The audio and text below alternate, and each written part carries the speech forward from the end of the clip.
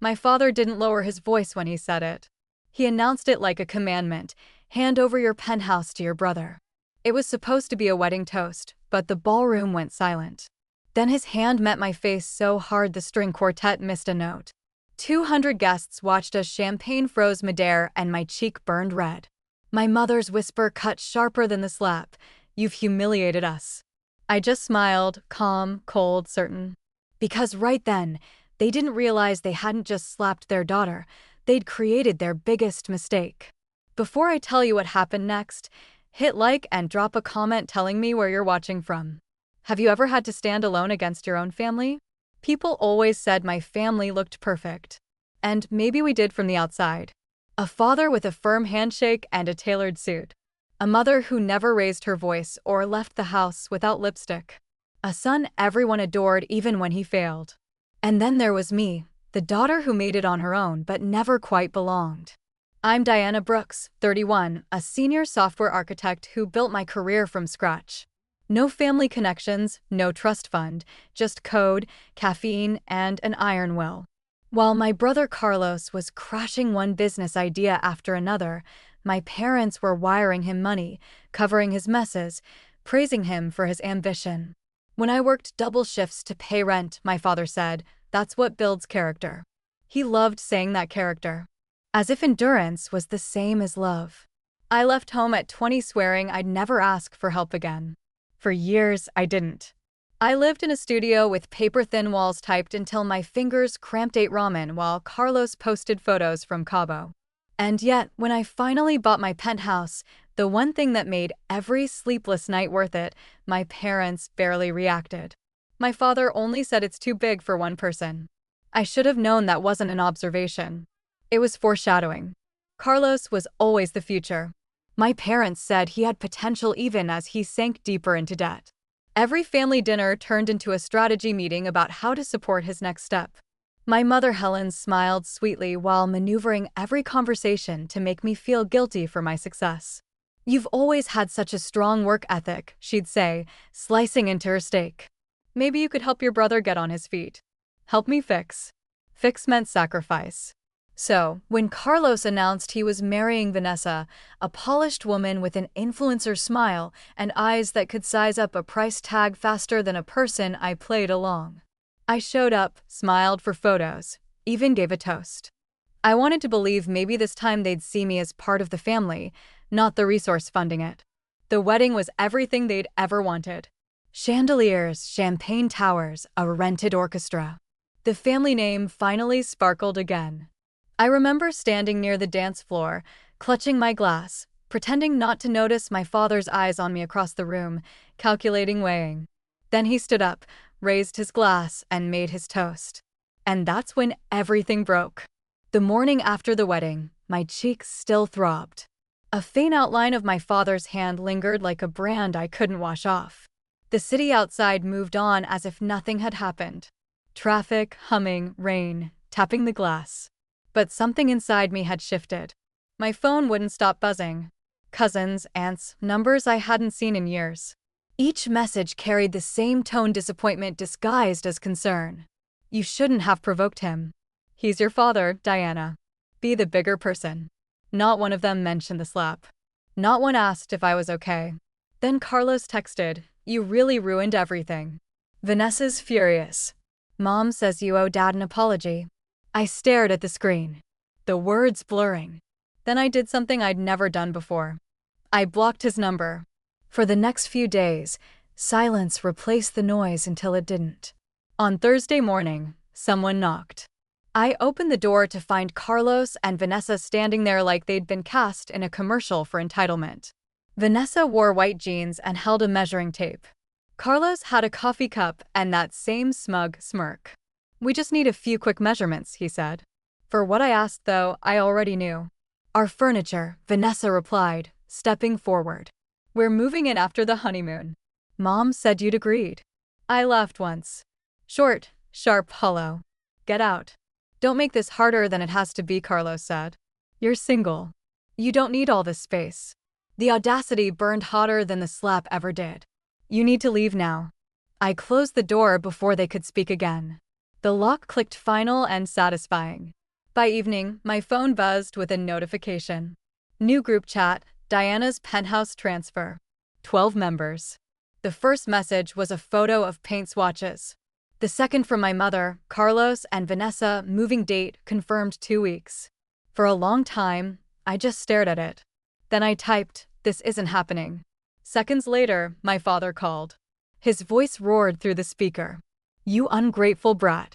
After everything we've done for you," like what I said quietly, "what exactly have you done for me?" He didn't answer. He just hung up. That night, I sat in the dark with a glass of water, not wine, watching the city lights blink like signals from another life. I thought about every time I'd given in, every guilt trip I'd swallowed, every time I'd mistaken manipulation for love. I realized something brutal and freeing. They didn't want a daughter. They wanted ownership. The next Sunday, I showed up for dinner out of habit. Or maybe curiosity. The house smelled the same as it always did. Garlic lemon polish control. My mother greeted me like nothing had happened. My father didn't. He waited until halfway through the meal to slam his hand on the table. "Enough," he barked. "Carlos, gets your keys next weekend or you're out of this family." My mother's fork clinked softly against her plate. "It's what's best for everyone." Carlos smirked, eyes glinting. I folded my napkin, placed it down, and stood. "Then consider this dinner my last." No one stopped me. No one even called after me. Outside, the night air felt sharp and alive. I drove home without music, without tears. The silence wasn't heavy anymore. It was clean. They thought they'd broken me. They didn't realize they'd just freed me. I didn't sleep that night. The slap, the dinner, the silence, it all looped like static. But somewhere between midnight and dawn, anger cooled into focus. If they wanted to take what I'd built, I'd show them what that really meant. At 7 a.m., I called Jasmine, my best friend and attorney. "It's time," I said. "Time for what?" "For me to stop playing the quiet daughter." By noon, we were sitting in her office, coffee untouched between us. I laid out my phone, my laptop, a USB drive full of messages, screenshots, voicemails, every insult and demand they'd thrown my way. Jasmine scrolled through her face hardening. "This is harassment," she said. "You have enough for a restraining order." "Not yet," I replied. "But I will." Next, I called Marcus, my closest ally at work, the one person who'd seen my family's performance at the wedding. We met at a small cafe downtown. The air smelled like rain and espresso. "You were right," he said before I even sat down. "Carlos is bragging at the office. He told HR he's moving into your place. He's been using your name to get a promotion." I felt the heat rise in my chest. "He used my name, your reputation," Marcus said. "And he has no idea you own part of Westview through your holding company." That sentence shifted everything. My brother worked for a company I quietly helped build. He thought I was just another employee. He had no idea I owned 30% of it. "Good," I said. "Let him keep talking." The next day, I contacted my building's head of security, a man named Reynolds, who owed me a favor. Within hours, he sent me footage Carlos and Vanessa trying to enter my penthouse while I was out. Vanessa even posed for a selfie by the door, tagging the location as future home. Jasmine nearly laughed when I showed her. "They're making your case for you." "Exactly," I said. "I'm done reacting. It's my turn to move first." That night, I created 3 folders on my computer. Legal financial evidence. Each one filled quickly recordings, letters, screenshots, bank transfers. Every lie they told became a receipt. Every guilt trip became a weapon. By Friday, Jasmine had drafted cease and desist papers and a preliminary restraining order. Marcus pulled financial records showing I'd covered loans my father never repaid. Every document drew a clearer picture. They'd used me for years, and I'd let them until now. When Jasmine asked what came next, I didn't hesitate. "Invite them here. All of them. They want a family meeting. They'll get one." Her eyebrows rose. "You sure you're ready for that?" "I've been ready my whole life." Outside, thunder rolled across the skyline. I looked out at the city from my glass walls, buildings glowing against the storm, the world I'd built without their help, and felt something settle inside me, calm, absolute. They thought I'd break, I said quietly. But I was just getting started. Friday came with rain, the kind that blurred the skyline and made the whole city hum. I wore a white blouse, black slacks, hair pulled low, calm, controlled, unshakable. At exactly 7 p.m., the doorbell rang. Through the glass, I saw umbrellas, formal coats, and familiar faces already set in scorn. My father stood front and center with a manila envelope. My mother clutched paint swatches like this was still about decor. Carlos, smug as ever, held his phone, probably recording his victory. I opened the door and stepped aside. "Come in." They filed through the hall, shaking off rain, murmuring about the view. My father looked around, nodding. "You've done well for yourself," he said. "Now it's time to do right by your family." "Funny," I said. I thought right and wrong were the same for everyone. I gestured toward the dining area. For people waited behind me. Jasmine Marcus, my financial advisor, and Reynolds, head of security. They looked sharp, quiet, professional. The atmosphere changed. My father's smile vanished. "What is this family meeting?" I said. "You wanted one." My mother's voice turned sugar-sweet. "Diana, we didn't mean for things to get ugly. Just sign the transfer papers so we can move forward." "Of course," I replied, handing her a blue folder. "Start by reading this." They opened it. Pages of ownership documents, deeds, corporate filings. My father frowned. "What is this nonsense?" "Proof," I said evenly, "that this isn't just my penthouse. I own the building and 30% of Westview, the company that employs your son." Carlos froze, his expression flickering from arrogance to panic. "You're lying." Marcus stepped forward. "Not lying, confirmed through SEC filings and HR records. She's your boss's boss." The color drained from my brother's face. My father's fists tightened. "You think this scares me?" Jasmine pressed play on her phone. The room filled with my father's recorded voice, his shouting, his threats, my mother's cold commands, every syllable sharp and undeniable. "This recording," Jasmine said, "is already filed with the court along with a restraining order." My mother's lips trembled. "You wouldn't do that to your own family." "You did it to yourselves," I answered. For a moment, the only sound was the rain.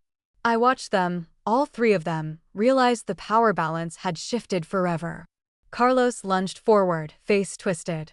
"You think you're better than us?" Reynolds stepped in front of me, calm but firm. "Sir, I'd suggest you leave." I didn't flinch. I looked at my father.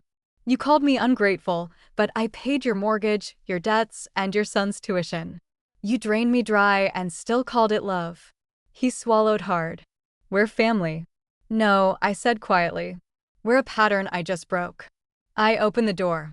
"You'll all leave now. If you contact me again, everything in those folders becomes public. Carlos, your company will know the full story. Mom, your friends will know what you did. Dad, your reputation will vanish faster. Then you can rebuild it." My mother's mascara strut. My father's shoulders slumped.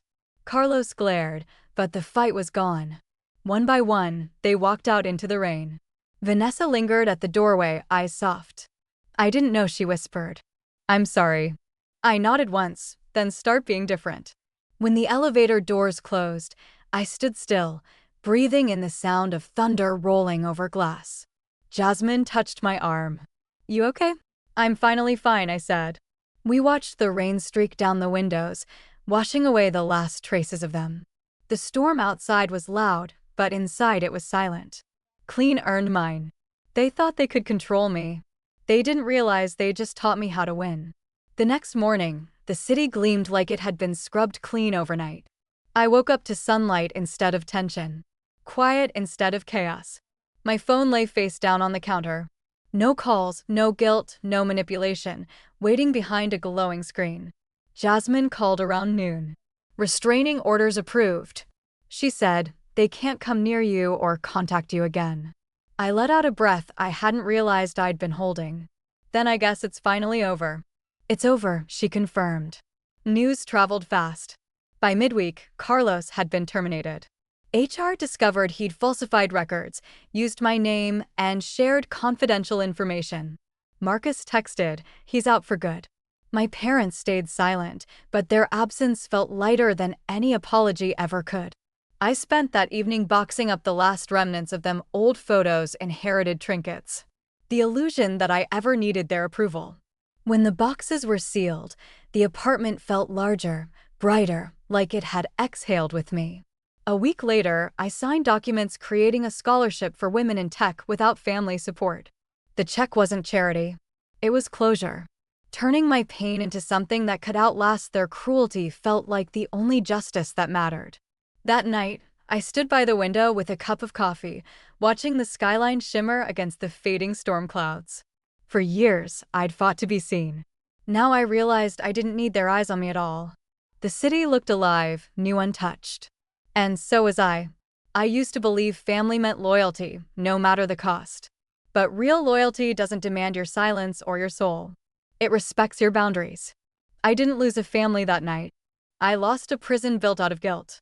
Now every sunrise hitting these glass walls reminds me peace isn't given, it's earned.